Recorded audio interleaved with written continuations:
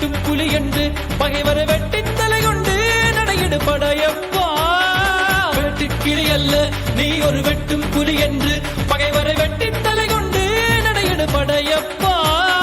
மிக்க துணி உண்டு இளைஞர்கள் பக்க துணை உண்டு உடன்வர பக்கட் படையுண்டு முடிவெடு படையப்பா. வெற்றி கொடி கட்டு மலைகளை முட்டும் வரை முட்டு லட்சியம் எட்டும் வரை எட்டு படையெடு படையப்பா.